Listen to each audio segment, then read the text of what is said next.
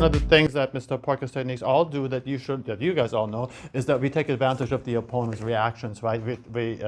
Meaning that we're not assuming that the first move of our technique worked so well and was such a surprise that our opponent is now giving up, right? And we are striking somebody who's no longer fighting back. That's not what Mr. Parker's techniques do at all. He's constantly considering how the person will counter, right? So let's start with the first premise, because the actual Parker technique to the choke to me once, actually has us grabbing the wrist as we step, pulling the person's hands forward so that their thumbs, especially the right thumb in this case, is up against the back of our neck, which makes you start worrying about your thumb, right? And as I'm turning my body, it makes you worry even more about your thumb, right? My elbows are anchored, right?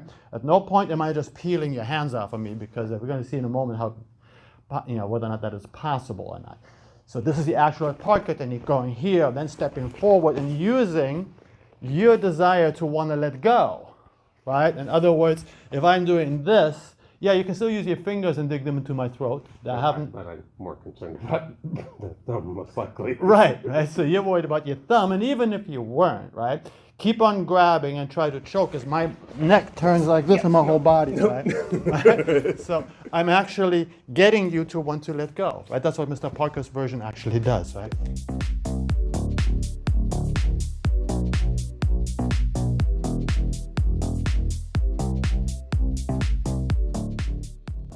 Let's test it out. So the first thing I want you to check is how difficult it is and how much work it takes to actually take somebody's hands and peel them off.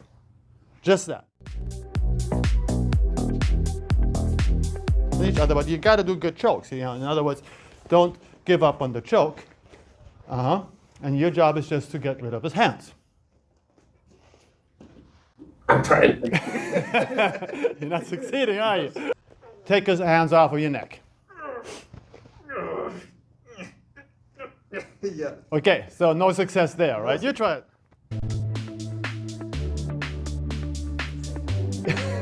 Right. The chances of that working is almost zero.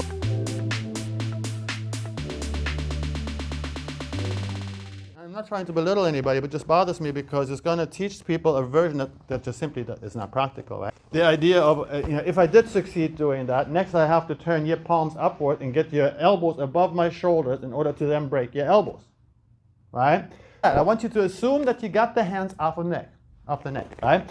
And then I want you to pull the person's hands forward. I'm trying that right now. I'm not getting very far. I'm pulling with my body weight.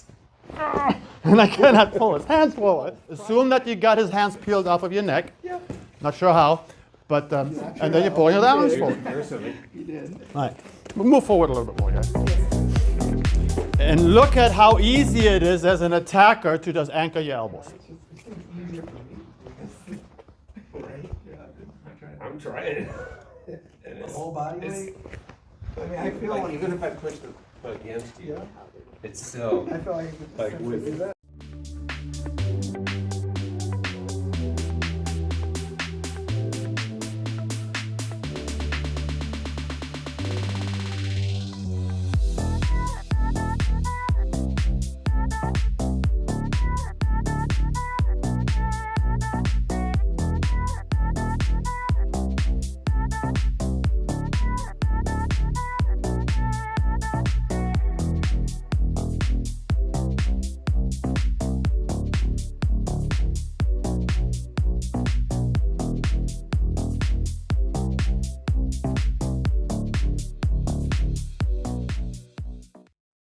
So let's say you did succeed pulling my hands out your neck, and you did succeed pulling them forward. Now you got to worry about also this number, right? Or like we talked about a moment ago, elbows anchored, right?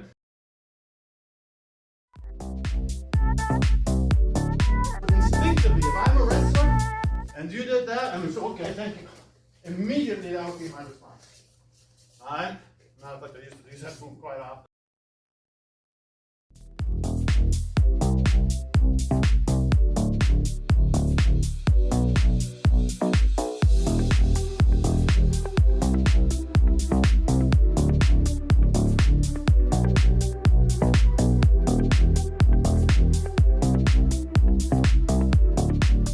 What's going on in that point of technique. your hands are being put in a position where they're simply not capable of applying pressure anymore.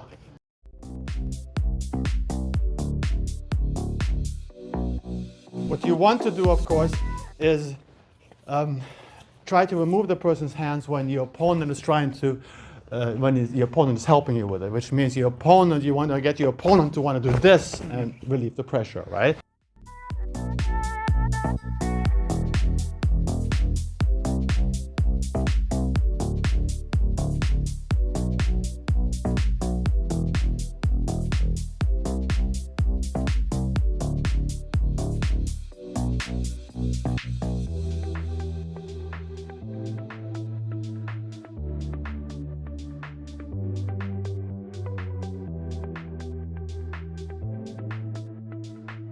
Oh, that's one of them. But if you're still fighting me and I didn't break you, you're probably going to continue to pull your arms in and bend your arms. Which is exactly what I'm looking for. All right, so if you bend your arms, like, bam, that is a beautiful opportunity to then borrow your force in the path of least resistance. There's nothing in my way for my palm strike and my elbow strike now. All right? So again, no. We do not require our opponent to cooperate. We want our opponent to fight back. And cross from this, it would be that, and then strike, block the next one, block the next one, block the next one.